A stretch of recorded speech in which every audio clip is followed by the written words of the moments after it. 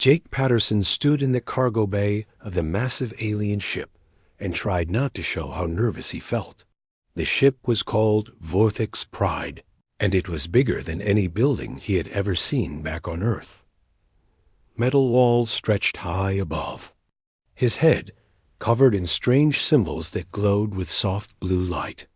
The air smelled different here, cleaner but colder, with a metallic taste that made his nose itch around him. Alien crew members went about their work. Most of them were much larger than Jake. The Krillians looked like giant insects that walked on two legs.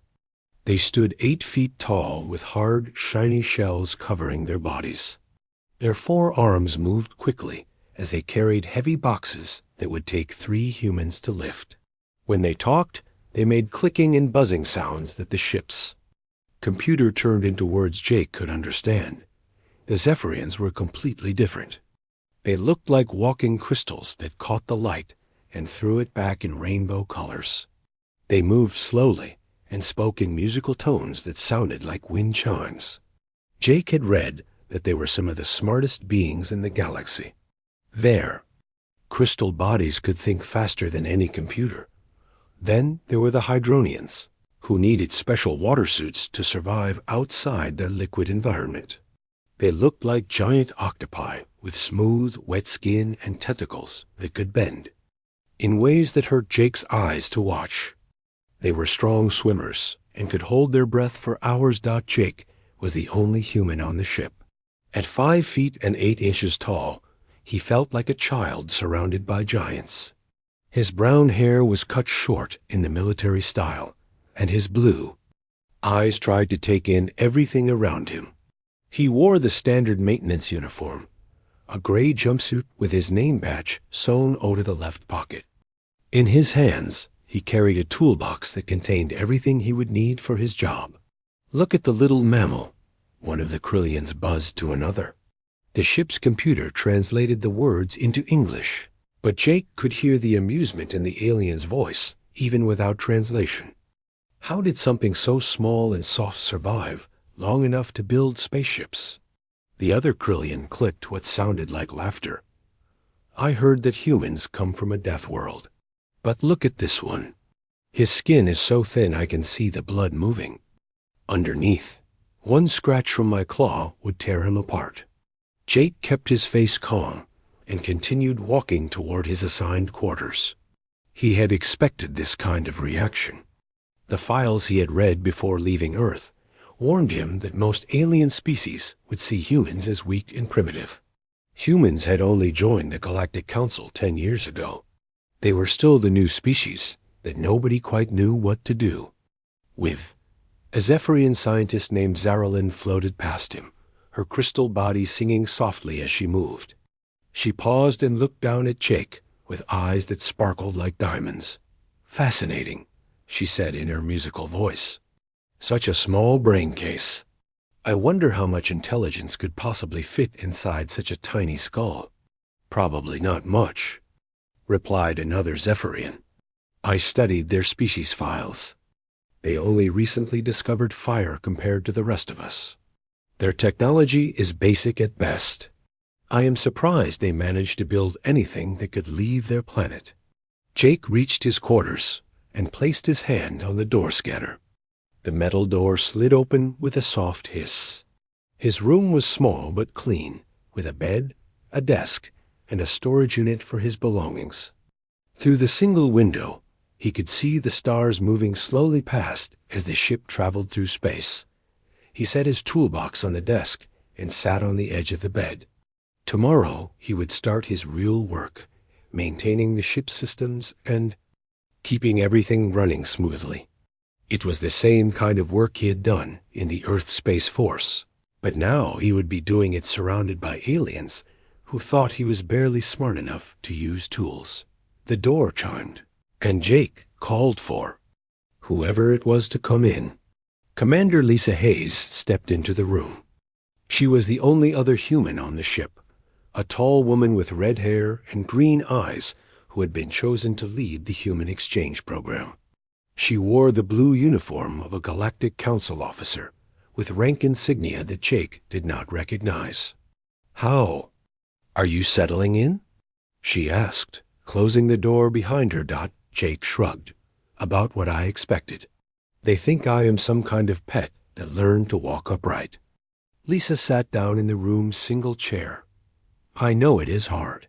I have been dealing with the same attitudes for months. But this program is important, Jake. We need to show them that humans can work alongside other species. We need to prove that. We belong in the galaxy. By fixing their machines and staying quiet while they make jokes about us? By doing our jobs better than anyone expects, Lisa said firmly. Show them what humans can do when we put our minds to something. Show them that we are more than they think we are. After Lisa left, Jake unpacked his few belongings.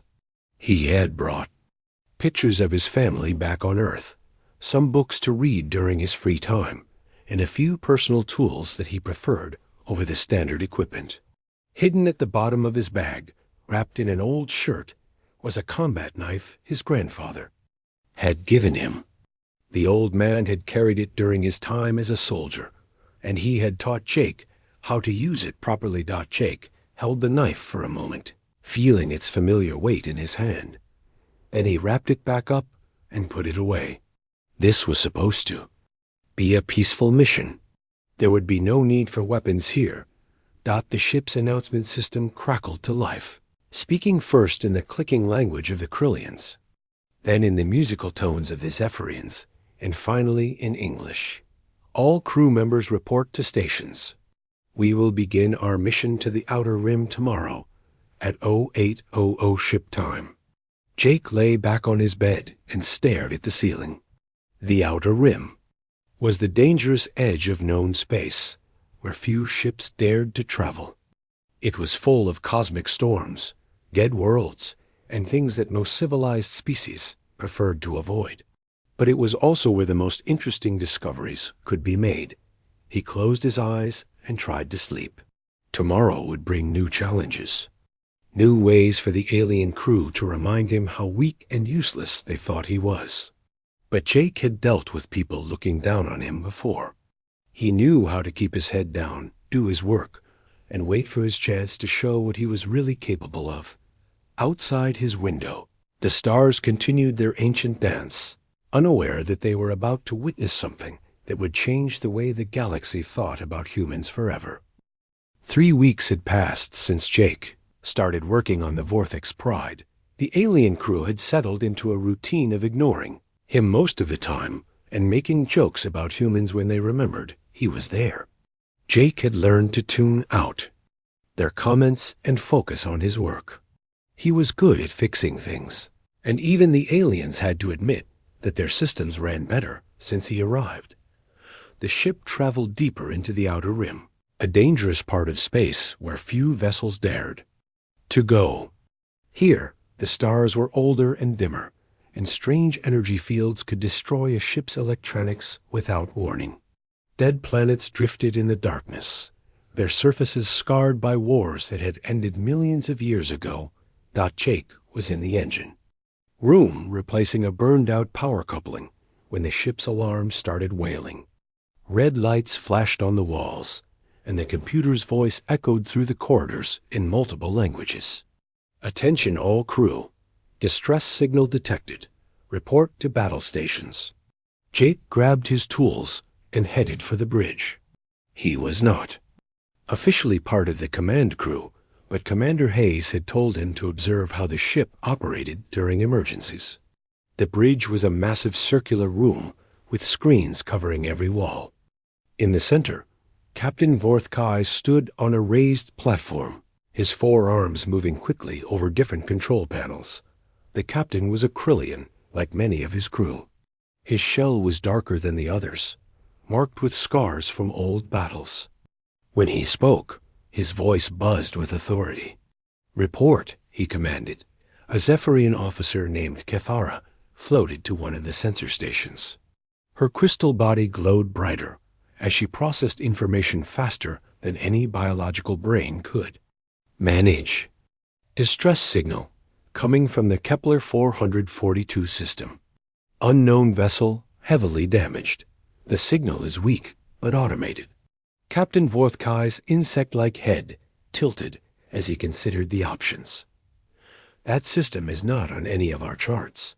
What kind of ship sends distress signals from uncharted space? The signal pattern is not familiar, Cathara replied. It does not match any known species in our database. Jake watched from the back of the bridge as the alien officers discussed what to do. The smart choice would be to report the signal to Galactic Command and let someone else investigate. The Outer Rim was full of dangers, and investigating unknown ships was a good way to get killed. But Captain Vorthkai was young for a Krillian, and Jake could see the excitement in his movements. Finding a new species would bring glory to his name and advance his career. The captain's pride was making the decision for him. Set course for the Kepler 442 system, Vorthkai ordered. Maximum speed. The ship changed direction, its powerful engines pushing them toward the unknown system. Jake felt a strange uneasiness in his stomach, but he told himself it was just nervousness about exploring uncharted space. 2 days later, they arrived at their destination. The system had a single red star that was slowly dying, casting everything in a dim, bloody light. 3 dead planets orbited the star, their surfaces cracked and lifeless. Floating among the planets was the source of the distress signal. The unknown ship was massive, easily twice the size of the Vorthix Pride. Its hull was black metal, covered in strange symbols that seemed to move when Jake looked at them directly. But what caught everyone's attention were the long, deep scratches that covered the ship's surface. They looked like claw marks, but they were huge, each one as long as Jake was tall. What could make marks like that? Whispered one of the Krillian officers. Captain Vorthkai studied the image on the main screen. Bring us alongside. Prepare a boarding party. Sir? Cathara's musical voice carried a note of concern. The ship's design is not in our database. We do not know what species built it or what happened to the crew.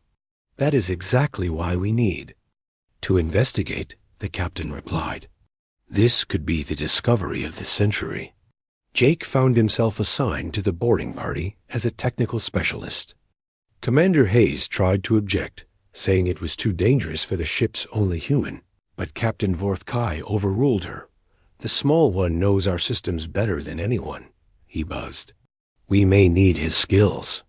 The boarding party consisted of 6 crew members: Captain Vorthkai, 2 Krillian warriors, Cathara, a Hydronian security officer named Splashka, and Jake. They wore environmental suits and carried scanning equipment and weapons. The airlock door on the unknown ship opened, easily, as if it were waiting for them.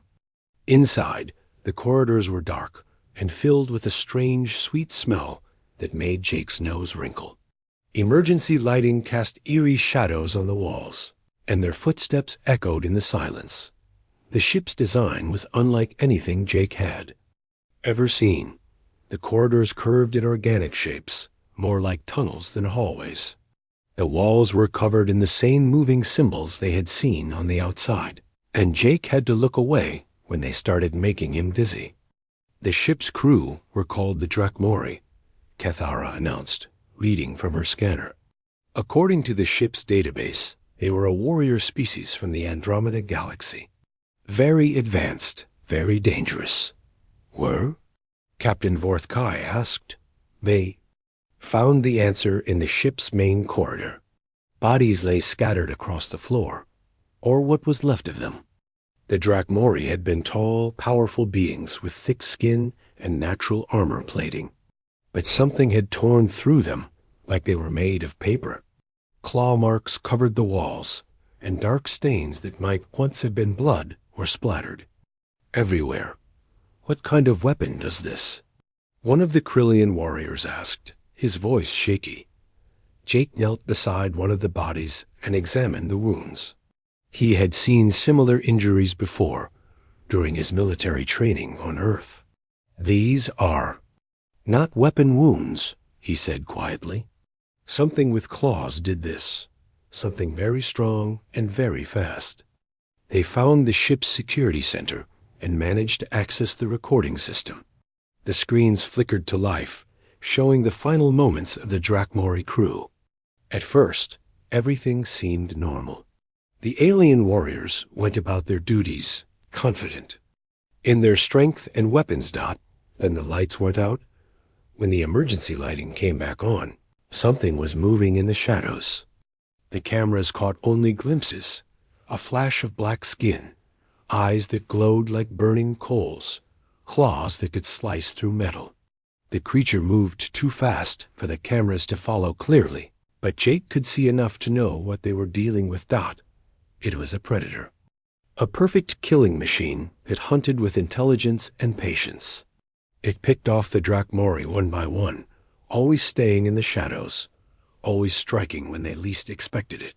The mighty warriors, who could probably tear a human apart, with their bare hands, died screaming in terror. Impossible, breathed Captain Vorthkai. The Drakmori were one of the most feared warrior races in the galaxy. What could do this to them? Cathara was frantically searching her database, her crystal body flickering with rapid calculations. I found a reference, she said, and her musical voice was barely a whisper. Ancient legends speak of a species called the Vex-High. Perfect. Hunters. Apex predators that make other apex predators look like prey animals. Legends, scoffed one of the Krillian warriors, but Jake could hear the fear in his voice. The database says they are myths, Cathara continued. Stories told to frighten children. But the claw patterns matched the descriptions exactly. Jake stood up slowly, every instinct in his body screaming danger. He had hunted enough animals back on Earth to recognize the signs. We need to leave, he said quietly. Now. The human is right, Splashka gurgled through his water suit. This ship feels wrong, like a trap. But Captain Vorthkai was still studying the security footage, fascinated by what he was seeing. Think of the scientific value. If we could capture one of these creatures. Captain, Jake said, his voice sharper than he intended. Look at the timestamps on these recordings. Cathara checked her scanner and went very still. These recordings are only 3 days old. The silence that followed was broken by a sound. That made everyone's blood freeze. Somewhere in the darkness of the ship, something was moving. Something large and patient, taking its time as it closed in on the boarding party. Jake's hand moved to his tool belt, where he kept a small cutting torch. It was not much of a weapon, but it was better than nothing. Around him, the alien crew. Members were finally starting to understand what he had realized the moment they stepped onto this ship. They were not the investigators here. They were the prey. The boarding party stood frozen in the dark corridor of the dead ship, listening to the sounds that echoed from somewhere in the shadows. It was not the random creaking of old metal or the hum of dying machinery. These were deliberate sounds. The soft pad of feet that knew exactly where they were going, the whisper of claws against metal walls. Back to the shuttle, Captain Vorthkai ordered, his voice barely above a whisper. Move slowly. No sudden movements. They began the retreat through the winding corridors, but Jake could feel eyes watching them from the darkness. His human instincts, developed over millions of years of evolution, screamed warnings that his alien companions could not hear. Something was stalking them, staying just out of sight, learning their movements and weaknesses. The shuttle bay seemed much farther away than it had during their arrival. Every shadow could hide a predator. Every sound could be the last thing they heard. The alien crew members, despite their size and strength, moved like frightened children. They were 50 feet from their shuttle when the lights went out. Emergency power kicked in a few seconds later, bathing everything in red light that made the shadows dance like living things. In that brief moment of darkness, Jake heard something that made his skin crawl, a sound like deep, rumbling laughter. Run, he said quietly. What? Captain Vorth Kai turned to look at him. "Run!" Jake shouted. The corridor exploded into chaos. Something massive dropped from the ceiling vents, landing between them and their shuttle. In the red emergency lighting, Jake got his first clear look at their hunter.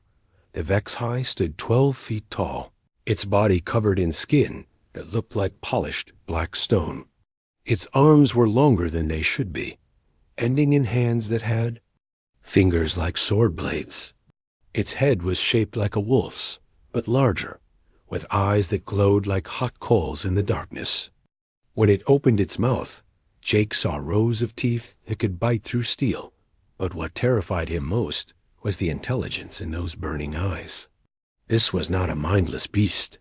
It was a thinking predator that had been playing with them since. They boarded the ship. The Krillian warriors opened fire with their plasma weapons, filling the corridor with bright energy blasts. The Vex-High moved like liquid shadow, too fast for their targeting systems to track. It flowed around their shots and closed the distance in seconds. The first warrior died without making a sound.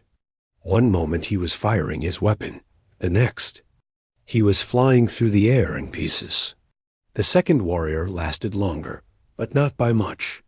His hard shell, which could stop most weapons, cracked like an eggshell under the Vex-High's claws.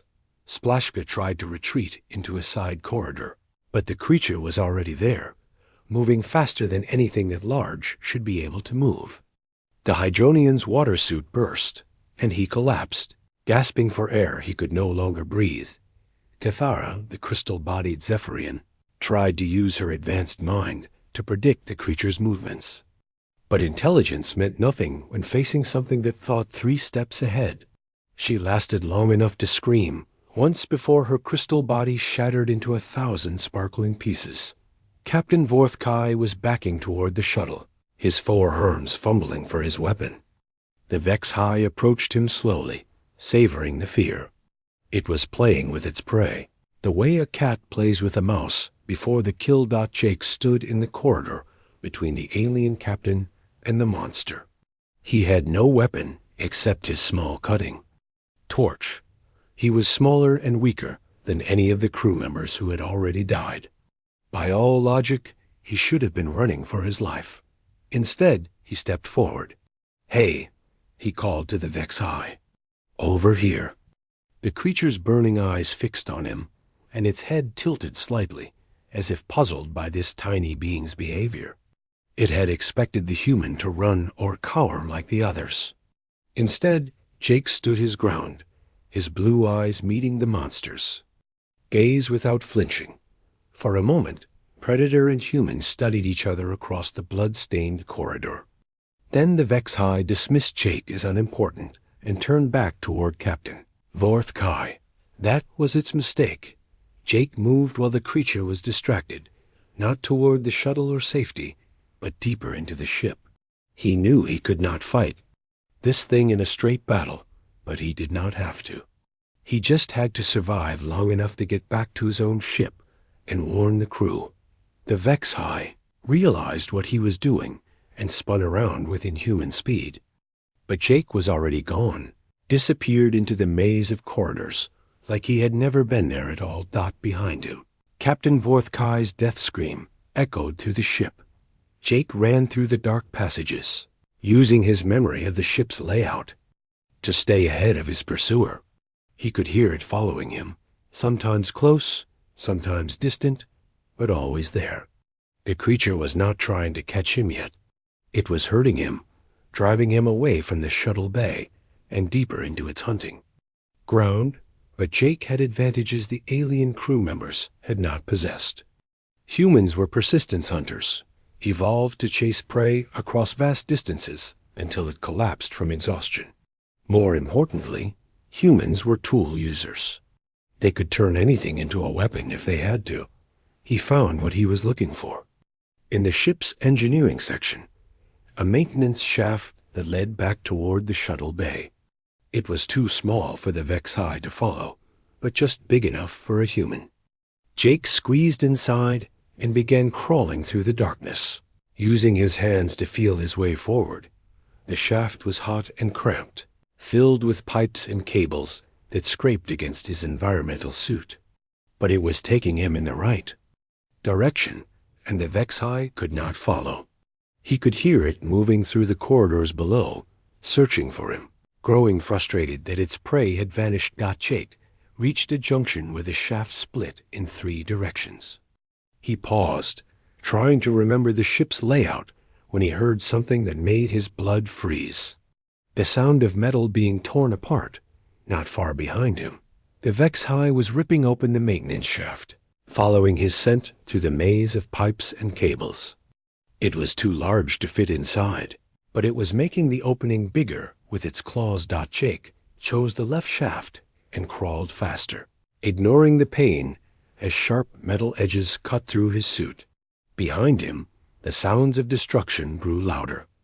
The creature was gaining on him, tearing through the ship's infrastructure like it was made of paper. He reached another junction and made a desperate choice. Instead of continuing toward the shuttle bay, he took a shaft that led to the ship's power core. If he was going to die, he would take this monster with him.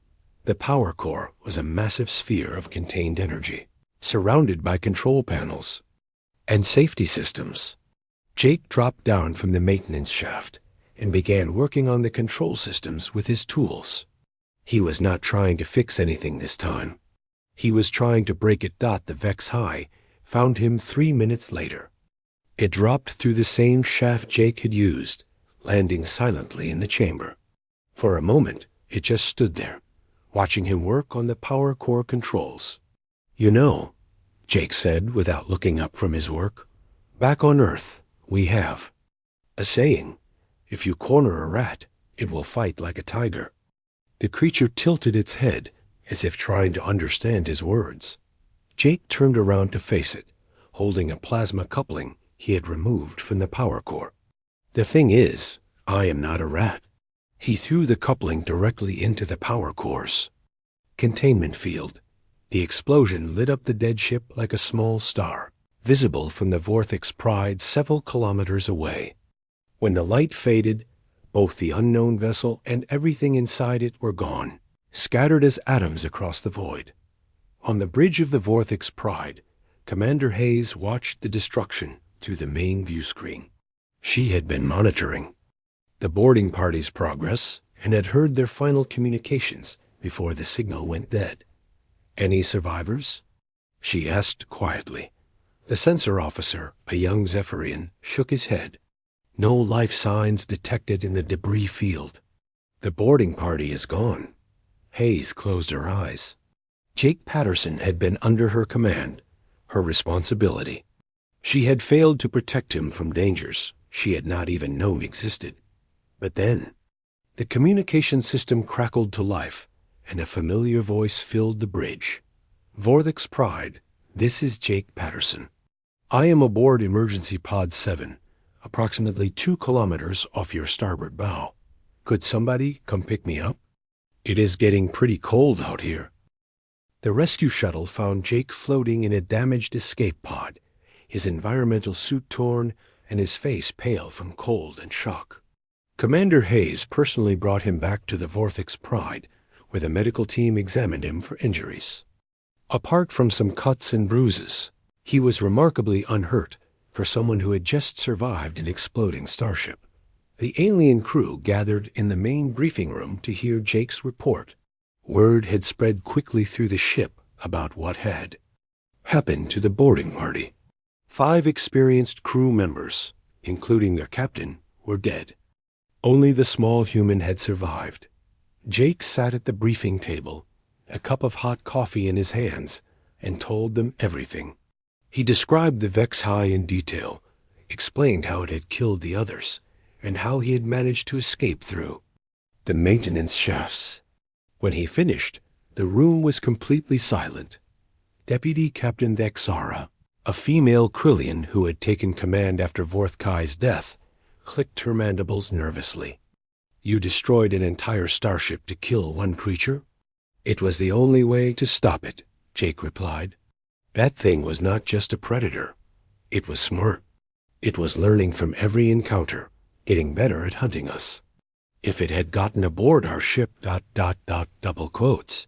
But how did you survive the explosion? Asked Dr. Colthy, the ship's Zephyrian science officer. The power core detonation should have killed everything within a kilometer. Jake took a sip of his coffee before answering. I reached the escape pod bay before I triggered the overload. Had about 30 seconds to get clear. Cut it pretty close. What he did not tell them was how he had felt during those final moments on the alien ship. When he was crawling through the maintenance shafts, being hunted by something that could tear him apart without effort, something had changed inside him. The civilized part of his mind had stepped back, and something older and more primitive had taken control. In that dark corridor, facing a perfect killing machine, Jake had not felt fear. He had felt excited.